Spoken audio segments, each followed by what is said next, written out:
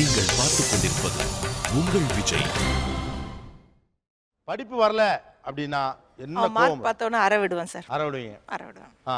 நான் அவன் படிக்கலன்ட்டு ரொம்ப ஃபோர்ஸ் எடுத்து அவனை அடிப்பேன். அவங்க அப்பா சப்போர்ட் பண்ணுவார். பரவாயில்ல, அதுக்காக நீ அடிக்கணுமா, கை நீட்டி அடிக்கணுமா அப்படின்ட்டு அவருக்கும் எனக்கு ப்ராப்ளம் வரும். அவங்க என்னன்னா அவங்க பார்க்கும்போது நான் படிக்க மாட்டேன்னு நினச்சிருக்காங்க. ஆனால் நான் இப்போதைக்கு ஸ்டாண்டர்டாக குட் மார்க்ஸ் தான் வாங்கினேன். அவர் வந்து சொல்வார், நான் ஃபுல் மார்க்குக்கு 150க்கு மேலே எடுக்கிறதுக்கு நான் எழுதியிருக்கேம்மா அப்படிம்பாரு. கொண்டு வந்து கொடுக்கும்போது 100 மார்க்ஸ் 100 கம்மியாக தான் இருக்கும். ஏன்டா நீ சொன்னது ஒன்று இருக்குது, நீ ஏன் இப்படி வந்ததுன்னா, என்ன பண்ணியிருக்கலாம், கொஞ்சம் கான்சன்ட்ரேட் பண்ணியிருக்கலாம், நானே விட்டுட்டேன்னு எனக்கு தெரியும், பார்த்துக்கலாம் விடுங்க, அது என்ன ஒரு மேட்ரு இப்போ அப்படிம்பான்.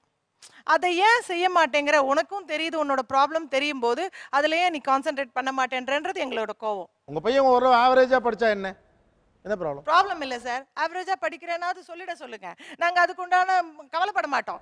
நான் அச்சீவ் பண்ணுறேன், நான் இவ்வளோ பண்ணுறேன்ட்டு எங்களையும் கற்பனைக்கு கொண்டு வந்துட்டு அவங்க இந்த மாதிரி பண்ணுறது தான் எங்களுக்கு வருத்தமே. ஏன் நீங்கள் ஒரு அபோவ் ஆவரேஜ் ஸ்டூடெண்ட்டாகவே ஒரு இமேஜ் பில்ட் பண்ண ட்ரை பண்ணுறீங்க? ஒய்? ஜஸ்ட் அது என்ன சொல்கிறது, அதாவது கிளாஸில் அதாவது ஓகே நம்மளை பார்த்தா படித்த அதாவது நைஸ் ஸ்டூடெண்ட், அதாவது குட் ஸ்டூடெண்ட், அந்த மாதிரி டீச்சர்ஸ் கிட்ட கமெண்ட் வாங்குறது, இந்த மாதிரி பசங்கிட்ட ஓகே இவன் சூப்பராக படிக்கிறான், அந்த மாதிரி தான். ஜஸ்ட் அதனால தான் இப்போ மேக்ஸிமம் படிக்கிறது வந்து ஜஸ்ட் பசங்களுக்காக. ஆக்சுவலாக எனக்குன்னு இன்ட்ரெஸ்ட் சில நேரத்தில் வராது, சில நேரத்தில் போயிடும். அப்படியே சில நேரத்தில் யோசிக்க மாட்டேன் இன்ட்ரெஸ்ட் பற்றி. சில நேரத்தில் என்னென்னா யோசிக்கும் போது எங்கேயோ அப்படியே யோசனை எங்கேயோ போயிடும். ஸோ அதான் சொல்கிறேன், ஜஸ்ட் இது எனக்கு தெரியும் நான் படிப்பேன்னா நான். பட் அது அந்த இமேஜ் மெயின்டைன் பண்ண ஆசை இருக்குது. அந்த மாதிரி இமேஜை மெயின்டைன் பண்ணுறது, அந்த மாதிரி ஒரு இமேஜ் வெளியில் கிடைக்கிறது, அது சொந்தக்காரன்டா நல்லா படிக்கிற பையன். நான் ஏன் இந்த கேள்வி கேட்டேன்னா, உங்களுடைய சப்ஜெக்ட் மார்க்லாம் எனக்கு தெரியாது, ஆனால் நீங்கள் மெயின்டைன் பண்ணுற இந்த பாடி லாங்குவேஜே, உங்கள் கண்ணாடி, அந்த கால் ஆற்ற விதம், இது எல்லாமே ஒரு படித்தவர், உண்மையாகவே படித்தவர் இயல்பாக செய்ய ட்ரை பண்ணுற மாதிரியே நீங்கள் செய்வீங்க. That's why asked you. அப்போ அந்த இமேஜை பில்ட் பண்ணி வைக்கிறதும் அதன் மூலமாக வெளியிலேருந்து உங்களுக்கு கிடைக்கக்கூடிய பாராட்டும் எவ்வளோ முக்கியம்னு நினைக்கிறீங்க? அதாவது சொல்கிறாங்க, இப்போ நீ அப்பா இவன் பார்த்தாலே இவன் படிக்கிற பையன் மாதிரி இருக்கான், ஓகே இவன் படிப்பான் நல்லா. நான் சில நேரத்தில் என்ன அவங்க கேட்க மாட்டாங்க மார்க்கை பற்றிலாம், படிக்கிறியாப்பா நல்லா படிக்கிறான் தான் கேட்பாங்க. ஒன்று மார்க் பற்றி யாரும் கேட்க மாட்டாங்க மேக்ஸிமம். ஸோ ஒரு இன்டெலெக்சுவல் அவங்க ஒன்று தான் சொல்கிறாங்க, படிக்கிற பையன் மாதிரியே இமேஜ் வைக்காத படி அப்படிங்கிறாங்க, அவ்வளோதான். ஆனால் உங்களுக்கு அந்த ஆசை இருக்குது, ஒரு அபவ் ஆவரேஜ் ஸ்டூடெண்ட்டுக்கு என்ன ஒரு சோஷியல் ரெஸ்பெக்ட் இருக்கோ அது எனக்கு கிடைக்கணும்னு உங்களுக்கு ஆசை இருக்குது. அந்த சோஷியல் ரெஸ்பெக்ட் எவ்வளோ ஹாப்பியாக ப்ரைடாக இருக்குது? பெஸ்ட் நம்ம தான் அப்படின்னு யோசிக்கணும் சார். நம்ம தான் ஓகே இவன் வந்தாலே இவன் தான் ஓகே இவன் தான் பெஸ்ட். இப்போது அது உண்மையாகவே கிடைச்சா எப்படி இருக்கும்? கண்டிப்பாக ரொம்ப சந்தோஷப்படுவோம் சார். வேற படிக்கிறது அவங்களோட கடமை சார், அதை செய்யலைங்கிறப்ப என்னை அலட்சியப்படுத்துறதா தான் நான் ஃபீல் பண்ணுவேன். இல்லைப்பா கஷ்டமாக இருக்குப்பா, நிறையா இது ஒரே இதில் படிக்க முடியல, நிறையா கஷ்டம்னா எல்லாமே கஷ்டம்தான். என்ன வாழைப்பழம் சாப்பிட்றதும் கஷ்டம்தான். என்ன கஷ்டம் உங்களுக்கு இந்த வயசில்? என்ன கஷ்டம் உங்களுக்கு? படிக்கிறதும் உங்கள் கடமை. நீங்கள் என்ன உங்களை வந்து பாத்திரம் தேய் சாப்பாடு சாம அப்படியா சொல்கிறோம்? அதெல்லாம் கிடையாது. எங்கள் வீட்டில் எல்லோரும் படித்தவங்க, என் பொண்ணு மட்டும் ஒரு இதாக சாதாரணமாக படிச்சுட்டு போனால் எனக்கு எப்படி இருக்கும் சொல்லுங்கள்? சிஸ்டர் வந்து எம்எஸ்சி எம்எடு, இன்னொரு சிஸ்டர் எம்எஸ்சி எம்எடு, இன்னொரு சிஸ்டர் பிஎஸ்சி பிஏ பிஎடு, எல்லோரும் டீச்சர்ஸு. இப்படி உள்ள ஃபேமிலியிலேருந்து வந்துக்கிட்டு எனக்கு கஷ்டமாக இருக்குது அப்படின்னு 12th ஸ்டாண்டர்டு ஸ்டார்ட் பண்ணதுக்கப்புறம் +1 ஃப்ரீயாக விட்டாச்சு.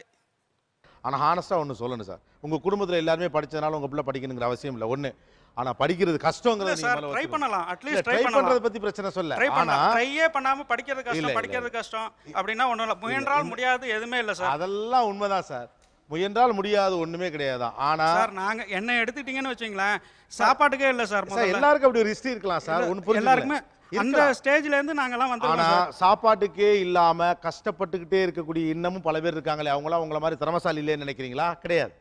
ரைட்டு தானே? அப்படியே முடிவு முடியாது. படிப்பு கஷ்டம் சார்.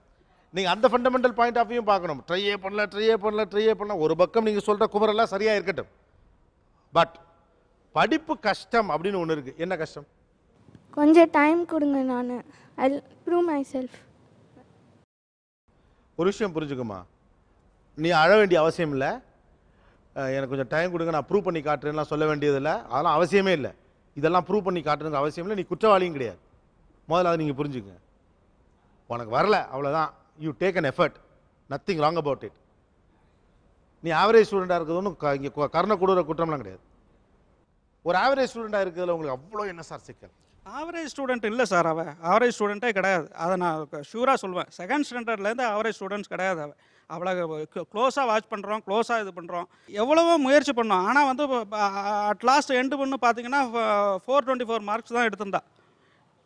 இது அதிகமாக இருக்குதுன்னு நீங்கள் எல்லாருமே ஃபீல் பண்ணலாம். அது என்னை பொறுத்த வரைக்கும் ரொம்ப கம்மி தான். நான் 480 அது மாதிரி மேக்ஸ் வந்து இவ வந்து மேக்ஸு 3 days லீவ் விட்டாங்க பப்ளிக் எக்ஸாமுக்கு முன்னாடி. மேக்ஸ் போடு ப்ராக்டிஸ் பண்ண, ஒவ்வொரு மேக்ஸும் ப்ராக்டிஸ் பண்ணால் தான் உனக்கு வரும் அப்படின்னு நான் அவ்வளோ தூரம் சொன்னேன். சார் அப்பா நான் எல்லாம் படிச்சுட்டேன்ப்பா, நீங்கள் என்னப்பா இப்படி கம்பல் பண்ணுறீங்க, நான் எல்லாம் சூப்பர்ப்பா அப்படின்னு சொன்னேன்.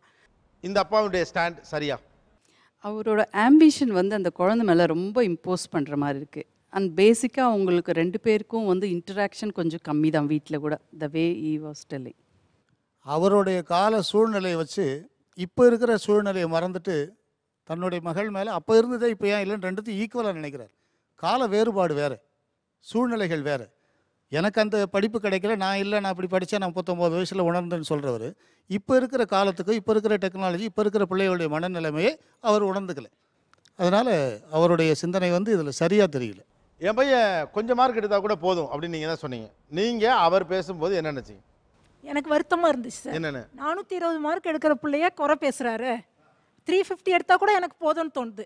424 எடுக்க மார்க் பிள்ளைய வருத்தப்படுறாருன்னு எனக்கு வருத்தமாக இருந்தது. 420 மார்க் எடுத்த அபவ் ஆவரேஜ் டேலண்டட் ஸ்டூடெண்ட் விஷ்ணுவர்த்தனைக்கு நீயான தன்னுடைய பாராட்டுக்களை தெரிவித்துக் கொள்கிறேன். That's all. 420 மார்க் நல்ல மார்க்.